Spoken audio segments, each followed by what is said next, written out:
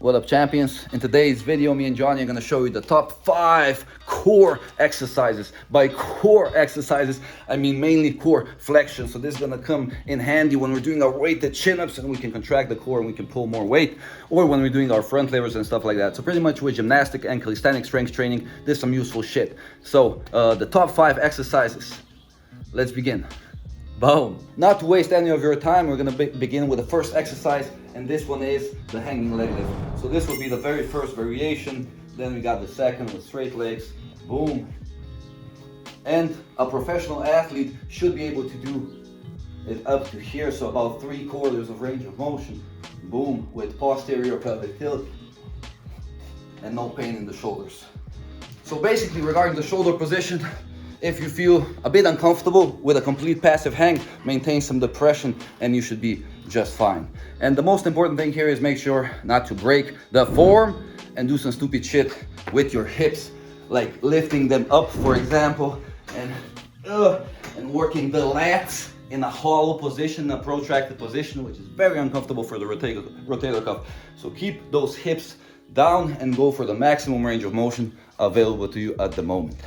Boom. If you can do 3/4 of range of motion, 5x5, have solid core strength. And this is the exercise, by the way, that has by far the biggest activation of the core. So that's why this is the biggest bang for a buck. This one you gotta do. And one more final tip, this is a big one. You don't wanna do this one anterior like this. Oh, my back started hurting just from going in that position. So you don't wanna lift from here and really get that focus on the hip flexors. You want to be a bit more posterior, and then it should feel more abs-ish. All right, but the hip flexors are definitely working here, and it's nothing wrong that they do, so let's make them stronger. So about 3 times per week, 3 to 5 sets of 5. Go as high as you can. If you can, full range of motion. Boom, make sure your toes touch the bar, not your shins. If you can't, lift it up to here. If this is too difficult, tuck position is phenomenal. Keep that posterior pelvic tilt at the bottom, boom, and stay right here. Damn, I'm good. The second core exercise is with this magnificent ab wheel. Johnny here is gonna do the demonstration. So this is not the ideal version, but to be completely honest, a lot of those ab wheels look very freaking girly, you know? So if somebody's out there making these things, please make one for men. So it shouldn't be pink or made out of plastic, should possibly be iron, and would be best, can you slow down, Johnny? If there's one wheel right here and then 2 handles about this far apart, so it's better for your shoulders, because the completely closed grip really sucks. So this one, phenomenal exercise for maintaining posterior pelvic tilt. Very freaking difficult in a full position on your feet. Johnny here is a bit exhausted right now.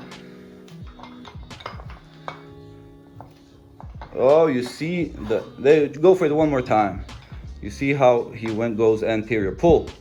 See how the body wants to go anterior, so you make sure to resist that and make sure not to do stupid attempts like this unless you're 16. So if you're not yet strong enough, make sure to do it on your knees. You can even place your knees a little bit wider apart. Maintain your glutes tight, posterior pelvic tilt, and go as deep as you can with your shoulders still not hating this movement. Boom, Johnny has fantastic mobility. How do you feel? Core is getting worked? Definitely. Fuck yeah. This exercise number 2, baby. The third exercise is a crunch. It's not the typical crunch, so there's all sorts of different variations with coming up, twisting, going to the side and coming up here. So all sorts of variations you can do, and most of them involve a lot of hip flexor work, which is not ideal here. So if we want to get our abs strong, like really just the abs, it's just this movement, which is surprisingly fucking difficult if you do it right. So please listen up. So we put our legs right here and then we contract and exhale at the same time, and really curling our torso as much as we can. And coming back. That doesn't feel good on my partially broken rib. Oof. but still I want to demonstrate to you. I can feel my abs just doing literally 5 reps on this one. So you don't have to do so much work, and you really just have to focus, really contract the muscle as much as you can. So it's full contraction, and then coming back here. Just this movement. You can have your hands here to help yourself a little bit. If it's a bit too easy, you can put a weighted plate here. Oh god damn. This is already a proper freaking burn. Just from a couple of slow ass half crunches. Ooh, that feels very, very nice. And also the good side of it here is you're not doing any type of lower back flexion, which can feel very, very awkward for people with herniated disc, which is a lot of freaking people, and people with lower back pain, which is pretty much everybody above 40. So in that case, you can still here maintain a pretty much neutral pelvic tilt and just curl here in the thoracic spine and contract your abs and have a great freaking session without compromising your lower back. So this is simply a phenomenal variation, and it's called the perfect crunch. Exercise number 3. One more very important detail. Johnny just did a couple of reps and reminded me, here, don't waste your time and completely come down like this, you know, and open up your chest, and you can see the ab wall here completely relaxed. So here you're basically resting. So if you're here resting, you want to always have a little bit of engagement. So you see like this, perfect. This is the bottom position. It's not this. See, no contraction. Here, bit of contraction, boom. So you want to move from this high up and just come up to here and back up, boom, come up to here, come up to here, just up to here, boom. That's it, feels fucking fantastic. And now the 4th exercise. So this one is not for beginners or intermediates, it's for the advanced, because it involves ballistic stretching. So this is not for something beginners need, but for everybody a bit more advanced. Maybe you're doing flips, you know, maybe you're a martial artist, you need that boom, that dynamic mobility, you know, so you need to be able to, I don't know, jump up and do a boom pike backflip, and you need to do that fast, you need to do it bam, you know, straight up. Then you need to be able to have that mobility available. And it's an overall very nice pattern to practice if you're an athlete who's doing a whole bunch of jumping and stuff like that. Very useful stuff. So we start in a posterior pelvic tilt, good position for already engaged. Also here, not flat out with the chest, but again, good position. You come up, come back down, boom. Go up as high as you can and really try to catch the momentum. So this one has to be done with good tempo, and go for about 5 to 10 repetitions, basically. So come out to here, if you're a beginner, come up to here, come back down, 2, tempo, 3, 4, more advanced, come up higher, boom. V-ups, fantastic stuff. If you can do 5 by 10 quickly, your core explosiveness is freaking fantastic. Wow. Make sure not to arch on this one, I'm serious, you can't arch, no arching. So this is the exercise number 5. Oh, nicely tight glutes. Yeah, very straight body position, not too posterior. I actually really like that. But still tight glutes. Very, very nice. Try a bit more hollow for a change.